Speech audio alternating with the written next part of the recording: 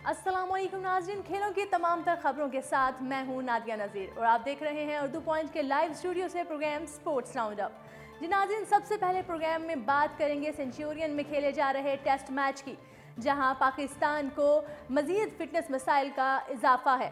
पाकिस्तान और जनूबी अफ्रीका के दरमियान 3 टेस्ट मैचेस की सीरीज़ का पहला टेस्ट आज से स्पोर्ट्स पार्क सेंचुरियन में शुरू हो रहा है। आज से शुरू होने वाले सेंचुरियन टेस्ट से पहले पाकिस्तान के फिटनेस मसाइल में मज़ीद इजाफा हो गया। Middle order batsman Haris Suhail भी घुटने की तकलीफ का शिकार हो गए, जिसके बाद उनकी जगह शान मसूद को प्लेइंग 11 में शामिल किया जाएगा, जो नंबर 3 पर बल्लेबाजी करेंगे। इमामुल हक और फ़खर जमान ओपनिंग करेंगे, जबकि अजहर अली नंबर 4 पर खेलेंगे। 29 साल बल्लेबाज को प्रैक्टिस के दौरान ही इंजरी हुई, जिसकी वजह से टीम इंतजामिया ने उन्हें मजीद प्रैक्टिस से रोक दिया। 10 टेस्ट और 26 एक रोज़ा मैचेस में पाकिस्तान की नुमाइंदगी करने वाले हारिस सुहेल गुज़श्ता बरस ही फिटनेस मसाइल की वजह से काफ़ी अरसा टीम से बाहर रह चुके हैं। फास्ट बाउलर मोहम्मद अब्बास और लेग स्पिनर शादाब खान के फिटनेस मसाइल से पहले ही टीम इंतजामिया काफ़ी परेशान है और अब ऊपर से हारिस सुहेल की इंजरी ने भी मजीद तशवीश में मुब्तला कर दिया है। जनूबी अफ्रीका और पाकिस्तान के क्रिकेट टीमों के दरमियान 3 टेस्ट मैचों पर मुश्तमिल सीरीज का पहला मैच 26 से 30 दिसंबर तक सेंचुरियन में खेला जाएगा। पाकिस्तान और जनूबी अफ्रीका के दरमियान दूसरा टेस्ट मैच 3 से 7 जनवरी, तीसरा और आखिरी टेस्ट मैच 11 से 15 जनवरी तक खेला जाएगा। उसके बाद दोनों टीमों के दरमियान वनडे इंटरनेशनल सीरीज का पहला मैच 19 जनवरी, दूसरा 22, तीसरा 25 और चौथा मैच 27 जनवरी, जबकि पांचवा और आखिरी मैच 30 जनवरी को खेला जाएगा।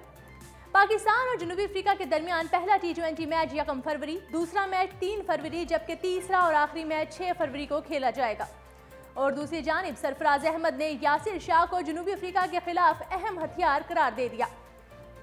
मैच से कबल प्रेस कॉन्फ्रेंस करते हुए सरफराज अहमद का कहना था कि उन्होंने जनूबी अफ्रीका के खिलाफ बॉक्सिंग डे टेस्ट मैच में बेहतरीन तैयारी की हुई है। उन्होंने कहा कि सेंचुरियन की विकेट बहुत खतरनाक है और यहां चौथे दिन 200 या जायद रन्स का हदफ ताक़ुब करना किसी भी टीम के लिए मुश्किल होता है।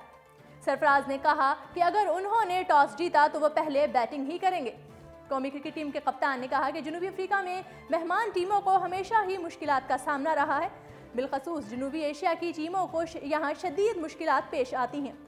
उन्होंने फास्ट बॉलिंग को मददगार पिच पर भी आलमी रिकॉर्ड याफ्ता लेग स्पिनर यासिर शाह को जनूबी अफ्रीका के खिलाफ अहम तरीन हथियार करार दे दिया।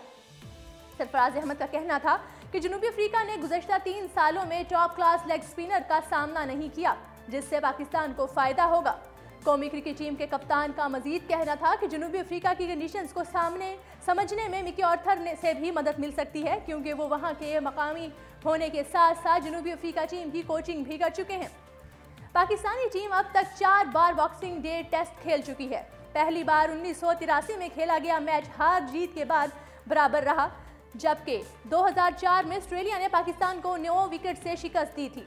ऑस्ट्रेलिया ने पाकिस्तान को 170 रन से हराया, जबकि 2016 में खेला जाने वाला बॉक्सिंग डे टेस्ट भी केन रोज के नाम रहा, जो उसने 1 इनिंग्स और 18 रन से अपने नाम किया था।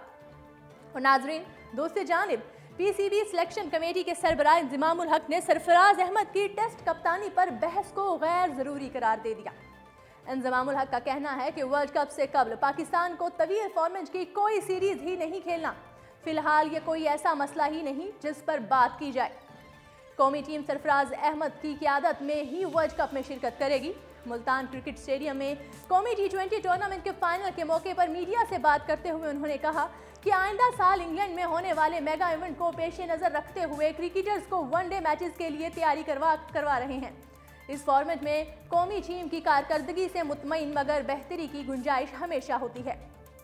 कोचेज और दीगर स्टाफ इस ज़मन में काम कर रहे हैं। वर्ल्ड कप में अच्छी तैयारी के साथ जाएंगे। दौरा जनूबी अफ्रीका मुश्किल, लेकिन नौजवान क्रिकेटर से अच्छी उम्मीदें हैं।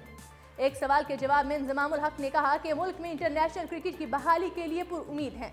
PSL के लाहौर और कराची में होने वाले मैचेस में गैर मुल्की क्रिकेटर्स ने शिरकत की। चौथे ऑडिशन में 8 मैचेस पाकिस्तान में खेले जाएंगे।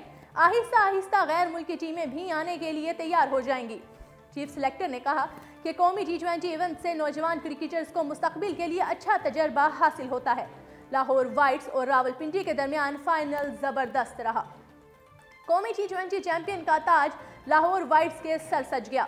सनसनीखेज फाइनल में रावलपिंडी को 2 विकेट से मात हुई।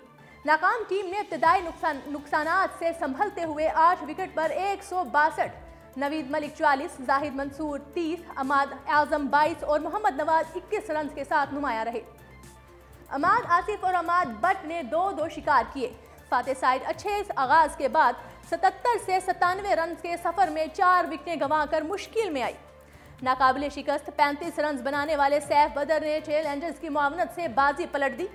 लाहौर वाइट्स ने हदफ 4 गेंदों कबल 8 विकेटों के नुकसान पर हासिल कर लिया। कामरान अकमल 42, उमर अकमल 34 की इनिंग्स खेलने में कामयाब रहे। अमाद आजम की 3 विकेटें किसी काम न आई।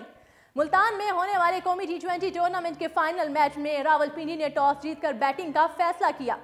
दूसरे ही ओवर में हैदर अली 4 की इनिंग्स अमीद आसिफ अली खान की मुआवनत से तमाम कर दी।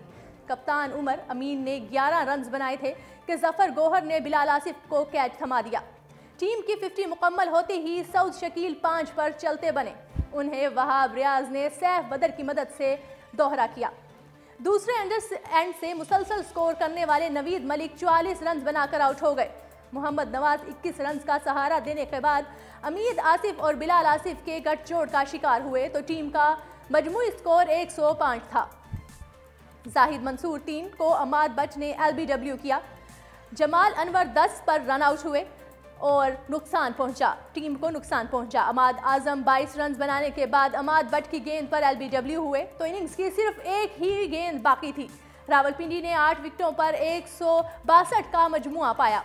सुहेल तनवीर 4 और खालिद उस्मान 1 पर नॉट आउट रहे। अमाद आसिफ और अमाद बट ने 2-2, जफर गोहर और वहाब रियाज ने 1 विकेट हासिल की।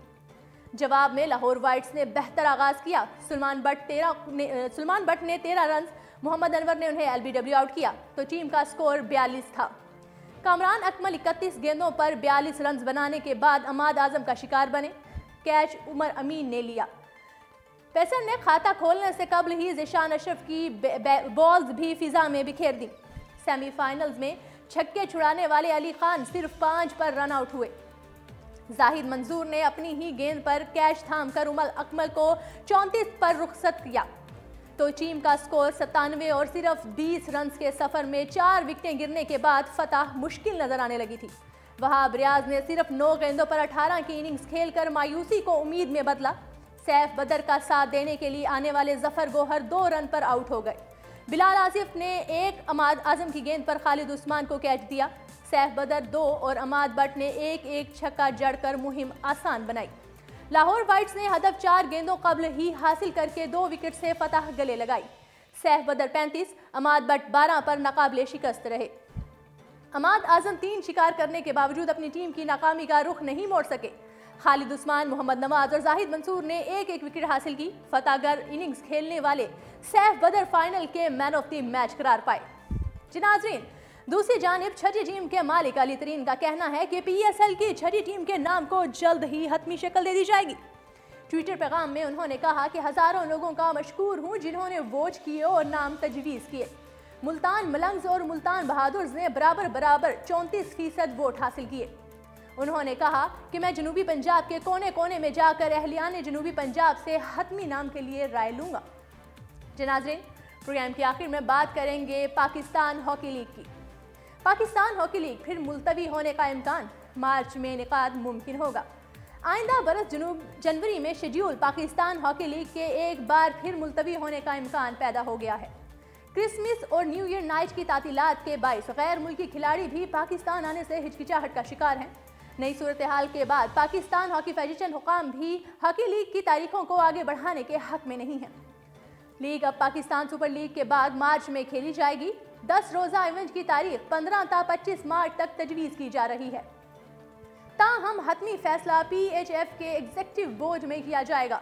ज़राए के मुताबिक PHF चाहती है कि लीग की हर टीम में कम से कम 3 गैर मुल्की खिलाड़ी ज़रूर शामिल हों।